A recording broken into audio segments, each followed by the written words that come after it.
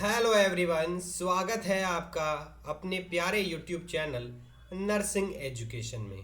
तो जी हाँ दोस्तों, आज हम लेकर आए हैं आपके लिए 21 नंबर क्लास जो कि होने वाली है आरआरबी ओल्ड पेपर जो है वो हम सॉल्व करा रहे थे। ऐसे क्वेश्चन जो आरआरबी में कहीं ना कहीं पिछले एग्जाम्स में पूछे गए हैं उन क्वेश्चंस को हम सॉल्व करा रहे हैं। इन क्वेश्चंस को सॉल्व करने के बाद आप बिल्कुल तैयार हो जाएंगे आरआरबी नर्सिंग ऑफिसर भर्ती के अंदर बहुत ही अच्छा स्कोर लाने के लिए। तो दोस्तों, वीडियो को लाइक जरूर कर दीजिएगा, चैनल को सब्सक्राइब जरूर कर दीजिएगा और टेलीग्राम चैनल का लिंक डिस्क्रिप्शन में दिया हुआ है, वहाँ पर जाकर भी हमें फॉलो कर सकते हैं। वहाँ पर आपको तमाम प्रकार के नर्सिंग वैकेंसी से रिलेटेड हर छोटी से बड़ी खबर मिलती रहती है दोस्तों। तो दोस्तों, आज का पहला क्वेश्चन होने वाला है, ये हमारी क्लास जो होने वाली है वो क्लास होने वाली है हमारी 21 क्लास। कौन सी क्लास होने वाली है? 21 क्लास होने वाली है। पिछली क्लासेस जो है उसको डाल दी है हमने, जाकर आप देख लीजिएगा। दोस्तों, बात करते हैं पहले प्रश्न की। पहला प्रश्न आपके सामने, विच is the main characteristics of scientific research.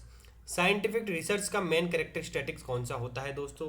तो आप सभी को पता होना चाहिए कि एक रिसर्च जो कि एक प्रकार की साइंटिफिक रिसर्च है उसका मेन कैरेक्टरिस्टिक कौन सा होता है कि वो एक प्रकार की कैसी रिसर्च होती है?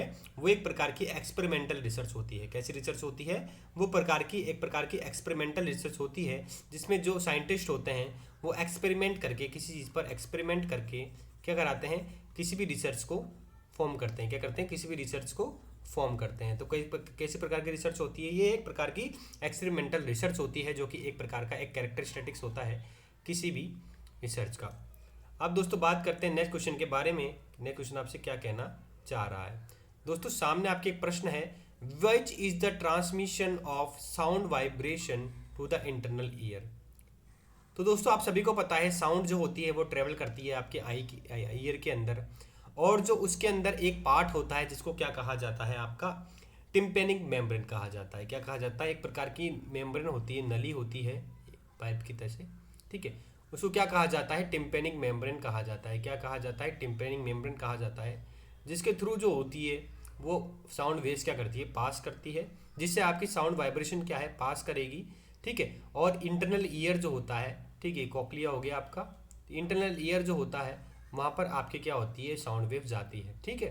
तो ये कैसे को कहते हैं? टिम्पेनिक मेम्ब्रेन को कहा जाता है, जिससे आपकी साउंड वाइब्रेशन, साउंड जो होती है वाइब्रेशन के फॉर्म में अंदर इंटरनल ईयर की तरफ जाती है। तो आंसर क्या हो जाएगा इसका? टिम्पेनिक मेम्ब्रेन इसका आंसर हो जाएगा।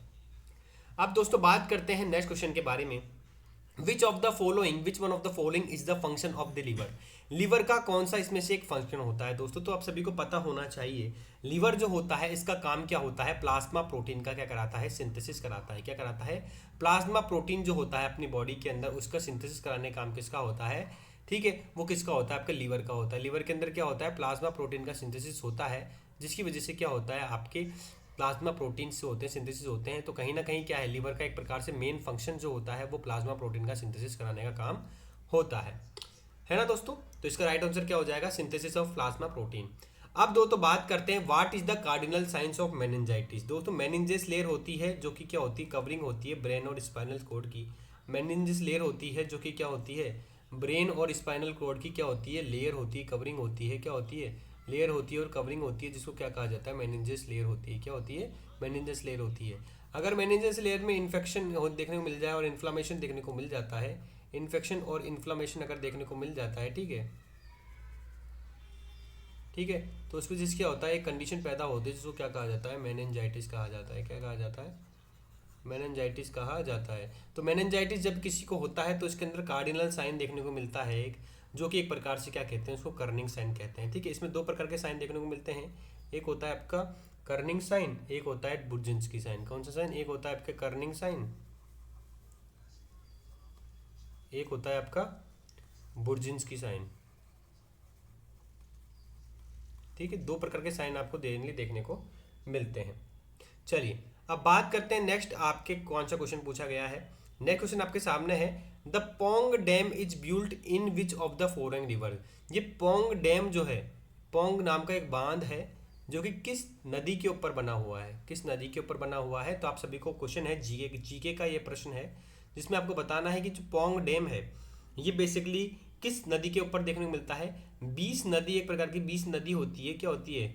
बीस नदी है एक, ठीक है, उसके ऊपर एक ब्रिज बना हुआ है, सॉरी एक डैम बना हुआ है, जिसको क्या कहा जाता है आपका पौंग डैम कहा जाता है। क्या कहा जाता है? पौंग डैम कहा। पौंग नाम का बांध जो है वो किस नदी के ऊपर बना हुआ है? बीस नदी के ऊपर बना हुआ है। चलिए अब बात करते हैं बाइल साल्ट किसके डाइजेशन के लिए इंपॉर्टेंट होता है। देखिए बाइल साल्ट जो होती है ना, ये किसके अंदर मौजूद होती है? बाइल फॉर्मेशन होता है ना आपका बाइल, ठीक है, तो उसके अंदर मौजूद होती है बॉइल सॉल्ट। तो बॉइल सॉल्ट जो होती है वो किसके डाइजेशन का हेल्प कराती है? तो बाइल साल्ट का डाइजेशन कराने में हेल्प करती है किसका? तो आप सभी को पता है बाइल साल्ट जो होती है ये बेसिकली आपके फैट जो होता है इसको तोड़ती है और फैट का डाइजेशन कराती है, ठीक है, फैट का डाइजेशन कराती है, जिससे आपको बॉडी को क्या मिलती है? एनर्जी प्रोवाइड होती है, ठीक है। तो फैट के डाइजेशन के लिए मदद करने वाली कौन सा एक प्रकार का सॉल्ट होता है? बाइल सॉल्ट होता है, जिस किसका डाइजेशन कराता है? आपके फैट का डाइजेशन कराता है। तो सही उत्तर क्या हो जाएगा? फैट हो जाएगा।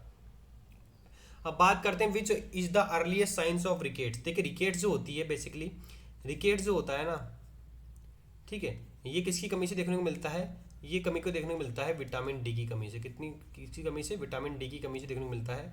और किस में देखने को मिलता है बेसिकली?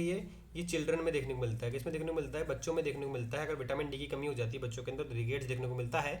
अब इसका साइन कौन सा होता है? तो चिल्ड्रन के अंदर रिकेट्स अगर देखने को मिलेगा तो इसके अंदर एक प्रकार से एक साइन होता है जिसको अपन क्या कहते हैं? जिसको अपन कहते हैं क्रेनियोटैप्स। क्रेनियोटैप्स क्या होता है? आपके जो क्रेनियम होता है ना, ठीक है, क्रेनियोटैप्स होता है, क्रेनियम होता है क्या होता है? फ्लैट हो जाता है, पर क्रेनियोटैप्स उसको कहा जाता है। अब बात करें कि इन्फेंट के अंदर अर्ली साइन कौन सा होता है? वो होता है क्रिकेट्स का क्रेनियोटैप्स। और चिल्ड्रन के अंदर बात की जाए तो बोलेक्स होता है, ठीक है। तो अगर आपसे चिल्ड्रन का पूछा जाता है तो आपको क्या जवाब देना है? बोलेक्स देना है। और आपका इन्फेंट के अंदर पूछा जाता है तो क्रेनियोटैप्स आपको जवाब देना है। दोनों प्रायोरिटी मैंने आपको बता दी है। तो इसका आंसर क्या हो जाएगा? फिलहाल क्रेनियोटैप्स हो जाएगा, क्योंकि इसमें और कोई ऑप्शन दे नहीं रखा है, ठीक है। चलिए इन और ऑप्शन इसके अंदर दिया हुआ नहीं है, स्पेसिफिकली इसमें दिया नहीं गया है कि इसमें चिल्ड्रन है कि इन्फेंट्स है, तो आपको क्रेनियोटैप्स करके आना है पहली प्रायोरिटी।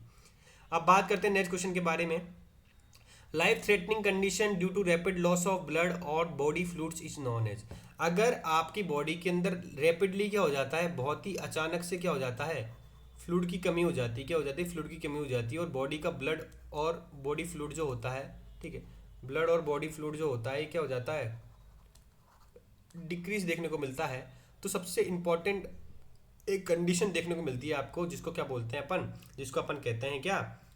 Hypovolemic shock. क्या कहते हैं? हाइपोवॉलेमिक शॉक कहते हैं। क्या कहते हैं? हाइपोवॉलेमिक शॉक एक प्रकार ऐसा शॉक होता है जो कि बॉडी के अंदर से अगर ब्लड और फ्लूइड की कमी हो जाती है तो हाइपोवॉलेमिक शॉक देखने को मिलता है। तो इसका ट्रीटमेंट के लिए क्या करेंगे आप? आईवी क्या करते हैं? नॉर्मल सलाइन, आरएल या फिर डीएनएस ये सब चलाते हैं, ठीक है, आईवी आप देते हैं इसको, ठीक है। अब बात करते हैं नेक्स्ट की इसका आंसर क्या हो जाएगा? इसको क्या कहा जाता है? हाइपोवॉलेमिक शॉक कहा जाता है। अब बात करते हैं नेक्स्ट क्वेश्चन के बारे में। What is the frictional force excited by the fluid also called. एक फ्रिक्शनल फोर्स होता है, क्या होता है? एक फ्रिक्शनल फोर्स होता है, ठीक है, जो किसका होता है? वाटर का। किसका?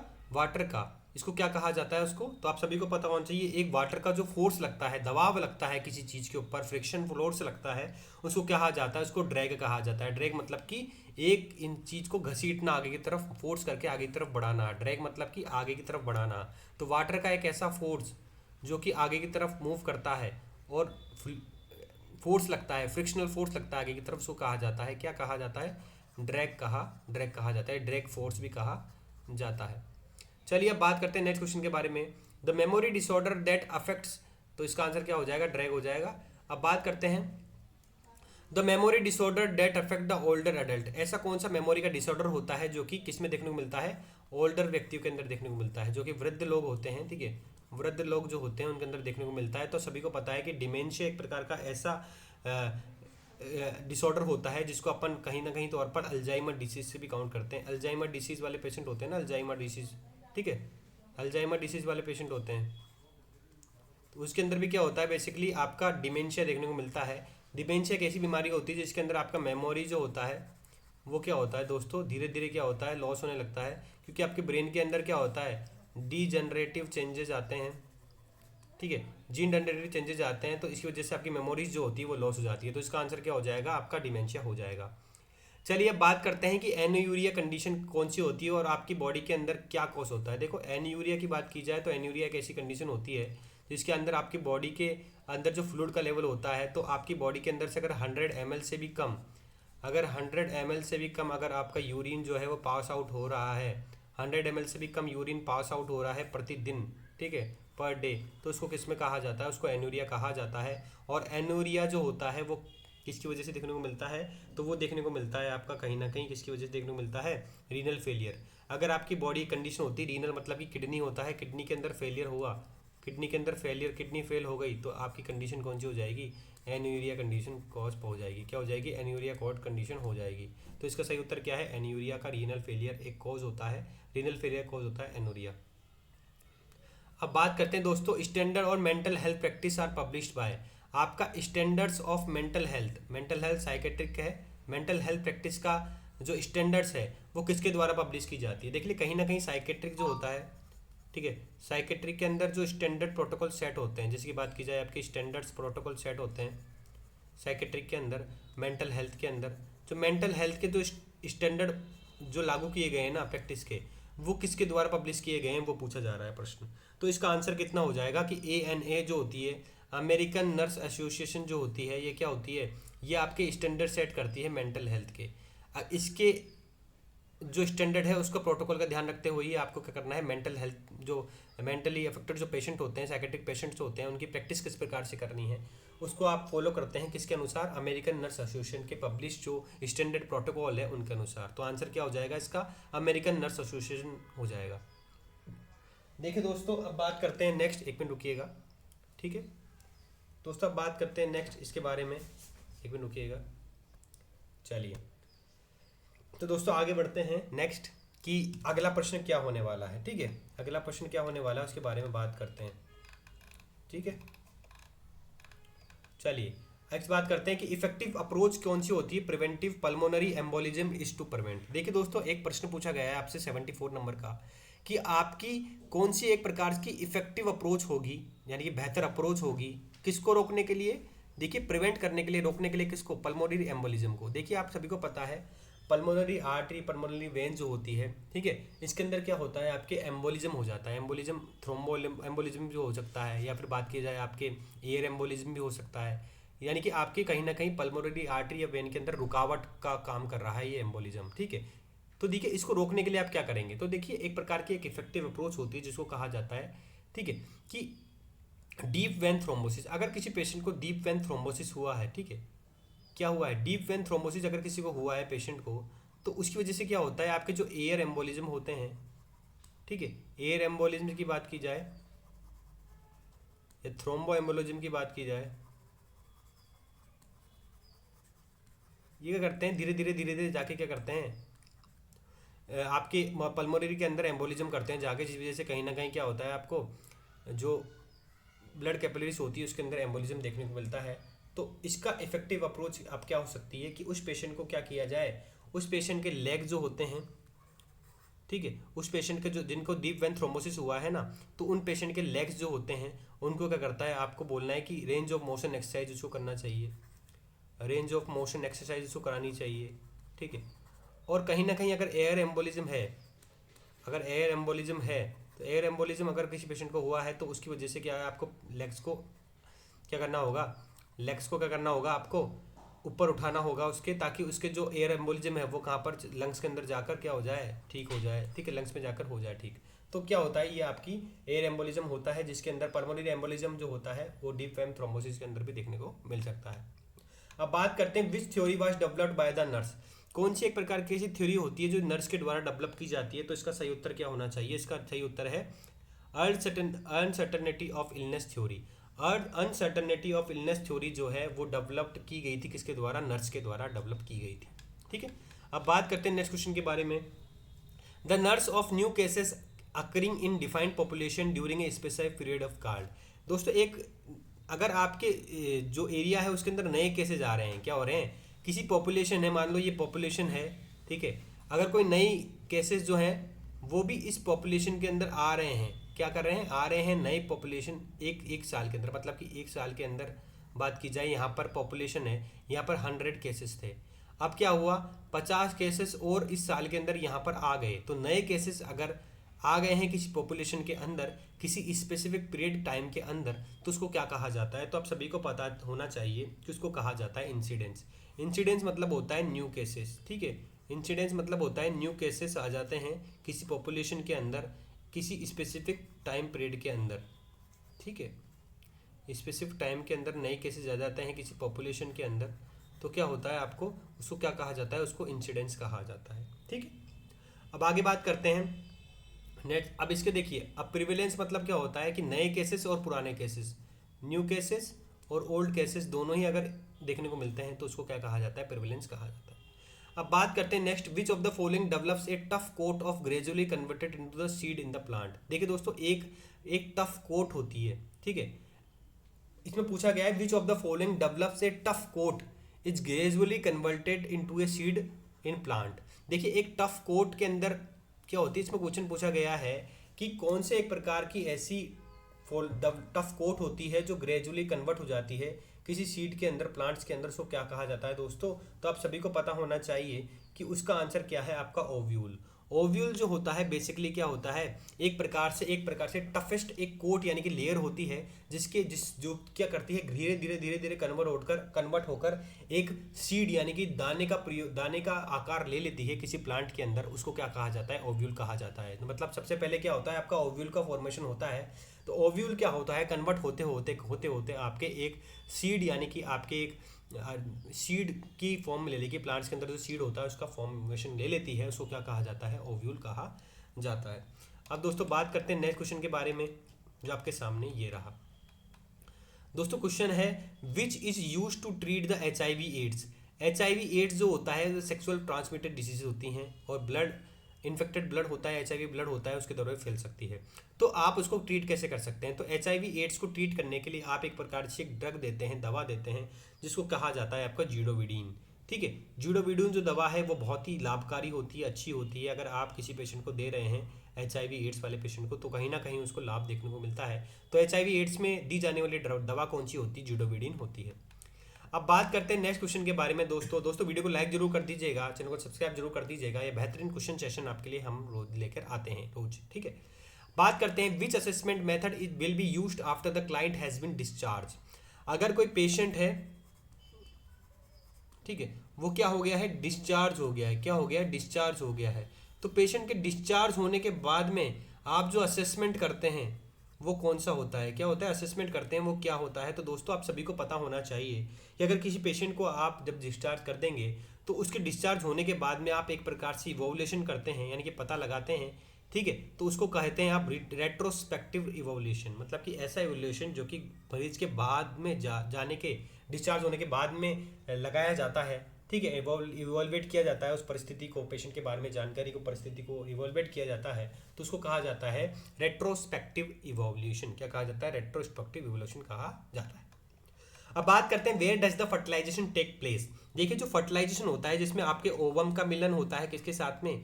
स्पर्म के साथ। आपका स्पर्म और ओवम जहाँ जाकर मिलते हैं, ठीक है, वो जो होता है वो कौन सी जगह होती है? तो आप सभी को पता है कि एम्पुला पार्ट होता है। क्या होता है? एम्पुला पार्ट होता है। किसका पार्ट होता है? एम्पुला पार्ट होता है आपका फैलोपियन ट्यूब का। किसका पार्ट होता है?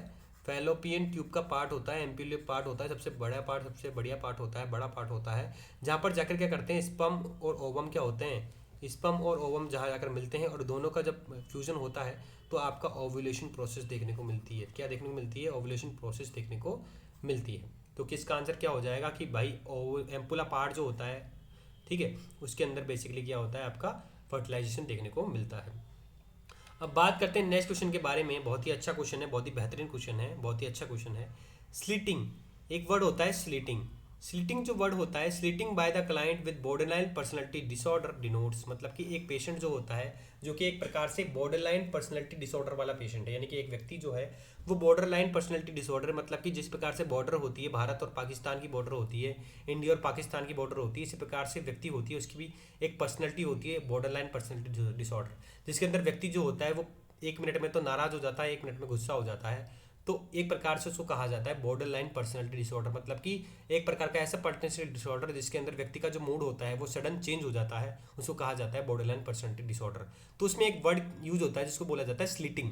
तो स्लिटिंग वर्ड का अर्थ क्या है दोस्तों? स्लिटिंग वर्ड का एक प्रकार से ऐसा वर्ड है, ये एक प्रकार का डिफेंस मैकेनिज्म होता है, ये एक प्रकार का डिफेंस मैकेनिज्म होता है जिसके अंदर जो व्यक्ति है वो क्या करता है, ऑब्जेक्ट्स को देखता है, यानी कि जो एग्जॉस्ट है उसको अच्छी भी दिखाई देती है और बुरी भी दिखाई देती है, मतलब कि एक समय पर वो ऑब्जेक्ट है वो उसको अच्छा भी लगने लग जाएगा, यानी कि एक व्यक्ति है वो उसको अच्छा भी लगने लग जाएगा, और दूसरे ही समय में क्या देखने को मिलेगा, वही व्यक्ति उसको खराब लगने लग जाएगा। यानी कि कोई व्यक्ति है, जैसे कि बात की जाए कोई वाइफ है, उसको एक समय पर अपना हस्बैंड बहुत अच्छा लगेगा और एक समय पर उसको अपना हस्बैंड जो है वो बहुत बुरा लगने लग जाएगा। यानी कि एक ही समय पर दो प्रकार के जो ऑब्जेक्ट है या फिर किसी व्यक्ति है उसके प्रति क्या एक प्रकार का डिफेंस मैकेनिज्म यूज करता है कोई व्यक्ति, उसको कहा जाता है बॉर्डर लाइन पर्सनैलिटी डिसऑर्डर, ये कहा जाता है।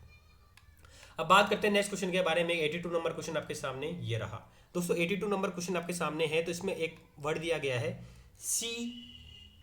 CSSM। तो CSSM का मतलब क्या होता है? Child survival and safe motherhood. क्या है? Child survival and safe motherhood. देखिए तो CSSM क्या है, एक प्रकार से प्रोग्राम था जो कि चलाया गया था किसके लिए? महिलाओं के माताओं के लिए और बच्चों के लिए, ताकि उनकी जो मदरहुड है यानी कि आपकी जो मातृत्व मृत्यु हो रही थी बहुत ज़्यादा, उसको बचाया जा सके, और बच्चों की मृत्यु बहुत ज़्यादा हो रही थी जन्म के बाद में, उसको बचाया जा सके, उसके लिए आप एक प्रोग्राम चलाते हैं जिसको कहा जाता है CSSM प्रोग्राम। ठीक है, अभी पूछा गया है कि जो CSSM प्रोग्राम है उसको कब चालू किया गया था, तो इसका उत्तर क्या है दोस्तों? इसका उत्तर है 1992। Child survival safe motherhood government of India के द्वारा चलाया गया वाला ऐसा प्रोग्राम होता है जो कि 1992 में चलाया गया था, और वो चलाया इसलिए गया था ताकि बच्चे जो और माता जो हैं वो उनका मृत्यु बहुत ज़्यादा हो रही थी। ठीक है, तो उसको ठीक करने के लिए, उसको सही करने के लिए CSSM प्रोग्राम चलाया गया था। अब बात करते हैं दोस्तों नेक्स्ट क्वेश्चन के बारे में। How many times can the person elect as a president of India? यानी कि भारत के अंदर कितने टाइम्स, यानी कि एक जो प्रेसिडेंट होता है, एक जो प्रेसिडेंट होता है, ठीक है, एक जो राष्ट्रपति होता है, क्या होता है? एक राष्ट्रपति होता है, ठीक है, जो होता है भारत देश के अंदर कितनी बार चुना जा सकता है? ठीक है, तो वो बोला गया है। तो आप सभी को पता होना चाहिए कि एक जो राष्ट्रपति होता है उसकी कोई लिमिट नहीं होती, यानी कि राष्ट्रपति जो होता है वो एक या एक से ज़्यादा बार भी, यानी कि कोई एक प्रकार का नंबर नहीं कह सकते इसको। राष्ट्रपति जो होता है बेसिकली कितनी बार भी प्रेसिडेंट बन सकता है, क्या कितनी बार भी प्रेसिडेंट बन सकता है? ठीक है, इंडिया के अंदर अगर किसी राष्ट्रपति को आपको इलेक्ट करना है, ठीक है, पसंद करना है या फिर चुनना है, तो इसका कोई नंबर नहीं होता है, यानी कि आपका प्रेसिडेंट को आप कितनी भी बार चुन सकते हैं, ठीक है, कितनी साल तक भी आप चुन सकते हैं राष्ट्रपति को, वो बेसिकली इसके अंदर दिया गया है। तो सही उत्तर क्या हो जाएगा? Any number of time president को चुना जा सकता है। दोस्तों एक क्वेश्चन आपके सामने एक और ये रहा, एक वर्ड है होता है एंथेमोलॉजी। एंथेमोलॉजी जो वर्ड है इसका मतलब क्या होता है? देखो दोस्तों, एंथेमोलॉजी जो वर्ड होता है ना, इसका मतलब होता है आपका कि टू स्टायर अप। क्या होता है? To stir up. ठीक है, टू स्टायर अप एक वर्ड ऐसा होता है जो कि एंथेमोलॉजी का मतलब होता है, एक प्रकार का इमोशन होता है एंथेमोलॉजी, उसका मतलब क्या होता है? टू स्टायर अप होता है। तो सही उत्तर क्या हो जाएगा इसका? टू स्टायर अप इसका सही उत्तर हो जाएगा। अब दोस्तों बहुत ही बेहतरीन क्वेश्चन आपके सामने एक और लेकर आया हूं मैं कि sir by which one of the following major human immune deficiency virus do not spread. देखिए दोस्तों, एक वायरस होता है जिसको कहा जाता है HIV वायरस। ठीक है, HIV वायरस की फुल फॉर्म होती है ह्यूमन इम्यूनो डिफिशियंसी वायरस। जो HIV वायरस होता है, HIV वायरस जो होता है वो आपके सेक्सुअल ट्रांसमिटेड डिजीज भी होती है, और आपकी ब्लड जो होता है उसके द्वारा भी, या फिर निडल स्टिक हो जाती है उसके द्वारा भी फैल सकता है। ठीक है, अब इसमें कहा गया है कि सर ये बताइए कि HIV वायरस जो होता है वो किसके द्वारा नहीं फैलता है? तो आप सभी को पता है, अगर मान लीजिए कि कोई ड्रग आपने ले ली, क्या है, कोई एक प्रकार की ऐसी ड्रग ले ली जो कि एक प्रकार से इंटॉक्सिकेंट है, जहरीली है आपके लिए, तो उससे आपको HIV एड्स हो सकता है। सेक्सुअल कांटेक्ट में आ रहे हैं किसी पेशेंट के, तो उससे भी हो सकता है। ब्लड ट्रांसफ्यूजन कर रहे हैं किसी HIV वाले पेशेंट का, ब्लड आपको चढ़ा दिया गया तो आपको HIV हो सकता है। लेकिन ये ध्यान रहे दोस्तों, कभी भी हाथ मिलाने से, किसी HIV पेशेंट से हाथ मिलाने से कभी भी आपका HIV नहीं होगा आपको। तो सही आंसर क्या है आपका? ये आपका सही उत्तर है। इसमें पूछा गया है कि कौन सा एक प्रकार से वायरस को फैलने वाला, स्प्रेड होने वाला चीज़ नहीं है, यानी कि HIV वायरस किस चीज़ से ट्रांसमिट नहीं होता है। तो आपका जब आप किसी से हाथ मिलाते हैं तो उसकी वजह से कभी भी HIV नहीं फैलता है, यही इसका सही उत्तर होने वाला है। चलिए अब बात करते हैं नेक्स्ट क्वेश्चन के बारे में। नेक्स्ट क्वेश्चन आपसे क्या कहना चाहता है दोस्तों? तो नेक्स्ट क्वेश्चन आपसे कहना चाह रहा है कि सर ये बताइए कि आपका जो CHC होता है, CHC क्या कहा जाता है? CHC को कहा जाता है कम्युनिटी हेल्थ सेंटर। क्या कहा जाता है? कम्युनिटी हेल्थ सेंटर कहा जाता है। क्या कहा जाता है? कम्युनिटी हेल्थ सेंटर कहा जाता है CHC को, ठीक है। अब पूछा गया है कम्युनिटी हेल्थ सेंटर, और क्या क्वेश्चन पूछ सकता है? तो फर्स्ट रेफरल यूनिट किसको कहा जाता है? कम्युनिटी हेल्थ सेंटर को कहा जाता है। क्या कहा जाता है? फर्स्ट रेफरल यूनिट भी किसको, या रेफरल सेंटर भी किसको कहा जाता है? आपका CHC को ही कहा जाता है। CHC के अंदर कितनी पॉपुलेशन पे रहता है? तो 80,000 से लेकर, ठीक है, आपकी 1,20,000 तक क्या होती है पॉपुलेशन पर एक CHC होता है, ठीक है। अब बात की जाती है, तो यही क्वेश्चन आपसे पूछा गया है कि आपकी 80,000 से लेकर 1,20,000 की पॉपुलेशन पर एक CHC ओपन होता है, आपकी कम्युनिटी हेल्थ सेंटर ओपन होता है। तो यही क्वेश्चन आपसे पूछा गया है, ठीक है। अब बात करते हैं आज के लास्ट क्वेश्चन का। लास्ट क्वेश्चन आपके सामने ये रहा दोस्तों। एक वर्ड होता है LBW। क्रिकेट के अंदर एक वर्ड होता है LBW जिसको कहा जाता है लेग बिफोर विकेट, यानी कि कोई व्यक्ति है, कोई बैट्समैन है, अगर उसने बॉल की लाइन में आकर, विकेट होते हैं उससे पहले, विकेट लगे होते हैं आपके, उससे सामने आपने अपने पैर को लेकर आके गेंद को रोक लिया, ठीक है, तो वो उसको एक प्रकार से इलीगल माना जाता है। क्या माना जाता है? इलीगल माना जाता है। यानी कि आप विकेट पे जाने वाली गेंद को अपने पैरों से रोक रहे हैं, ना कि आपके बैट से। तो आपने अगर विकेट के आगे पैर लाकर उस गेंद को रोकने लग गए आप, तो विकेट तक गेंद जा ही नहीं पाएगी और वो आउट नहीं हो पाएगा खिलाड़ी। तो लेकिन क्या होता है, इसलिए एक नियम बनाया गया था जिसको कहा जाता है LBW। तो आप अगर पैर को सामने लाकर, विकेट को सामने लाकर पैर को, गेंद को कहीं ना कहीं इलीगल तौर पर रोक रहे हैं, तो वो किस गेम से रिलेटेड एक नियम होता है? तो LBW जो नियम हो गया है वो क्रिकेट से रिलेटेड होता है। यानी क्रिकेट को के अंदर एक प्रकार से एक व्यक्ति को आउट दिया जा सकता है अगर वो LBW आउट होता है, तो यानी कि अपने पैर से सामने लाकर विकेट पे जाने वाली गेंद को रोक लेता है, तो वो LBW जो है विकेट उसको दिया जाता है, आउट करार दिया जाता है। तो ये एक प्रकार का ऐसा क्रिकेट है, या ऐसा एक नियम है जो कि क्रिकेट के अंदर देखने को मिलता है। तो दोस्तों ये आपकी बहुत ही बेहतरीन क्लास थी जो हमने साथ में ली, ठीक है। ये बहुत ही बेहतरीन क्लास थी जो हमने ली। अब मैं आपको बताता हूँ आपको क्या करना है दोस्तों। आपको एक चीज़ बता रहा हूँ जिसको आपको फॉलो करना है, लाइक करना है वीडियो को, सबसे पहले चैनल को सब्सक्राइब करना है, ठीक है। अब मैं आपको बता रहा हूँ एक बहुत ही अच्छी चीज़ जो हम आपके साथ में लेकर आए हैं दोस्तों। आप सभी को पता होगा, जैसे कि हमने पिछली वीडियोस में बताया है, हम आपकी RRB के लिए, RRB एग्ज़ाम जो कि होने वाला है आपका, उसके लिए हम नर्सिंग की पॉइंट बुकलेट लेकर आए हैं, ठीक है। नर्सिंग की पॉइंट बुकलेट लेके आए हैं, बुकलेट लेके आए हैं। साथ ही में क्या लेके आए हैं हम आपको? RRB के प्रीवियस ईयर क्वेश्चन जो हैं, प्रीवियस UPS पेपर जो हैं, क्वेश्चन पेपर्स जो हैं, जितने भी RRB से रिलेटेड पेपर हैं वो सभी लेकर आए हैं, ठीक है। अगर आप दोनों ये चीज़ लेना चाह रहे हैं जो कि बहुत ही ज़्यादा इम्पोर्टेंट है RRB एग्ज़ाम के लिए, तो वो मात्र मिल रहा है आपको कितने रुपए में? मात्र 250 रुपीज़ में मिल रहा है अभी, ठीक है। अब इसको आपको लेने के लिए क्या करना पड़ेगा? हमारा व्हाट्सअप चैनल है, व्हाट्सअप नंबर है जो कि होने वाला है 935160। एक बार और मैं अच्छे से बता देता हूँ आपको, ठीक है। आराम से देखिएगा, इस पर कमेंट कर, मैसेज कर दीजिएगा, जो कि होने वाला है 9351609780। ये हमारा व्हाट्सअप चैनल है, व्हाट्सअप नंबर है, जो कि इसका लिंक के अंदर भी, डिस्क्रिप्शन में लिंक है, वहाँ पर भी मिल जाएगा आपको। वहाँ पर जो आपको क्या करना है, मैसेज करना है। क्या करना है? मैसेज करना है, कॉल आपको नहीं करना है, पहले ही बता दूँ। मैसेज करिएगा, आपको ये जो पूरा ये चीज़ है RRB एग्ज़ाम का जो भी ब्रह्मास्त्र है हमारा, वो मिल जाएगा 250 रुपीज़ में। कहीं ना कहीं आपको बहुत ज़्यादा हेल्प मिलने वाली है। तो वीडियो कैसा लगा दोस्तों बताइएगा कमेंट जरूर में, कमेंट करके। कैसी लग रही है आपको हमारी RRB और पेपर सीरीज़ कैसी लग रही है बताइएगा। वीडियो को लाइक जरूर कर दीजिएगा, चैनल को सब्सक्राइब जरूर कर दीजिएगा, और एक प्यारा सा कमेंट मेरे लिए तो ज़रूर कर दीजिएगा दोस्तों। जय हिंद, जय भारत।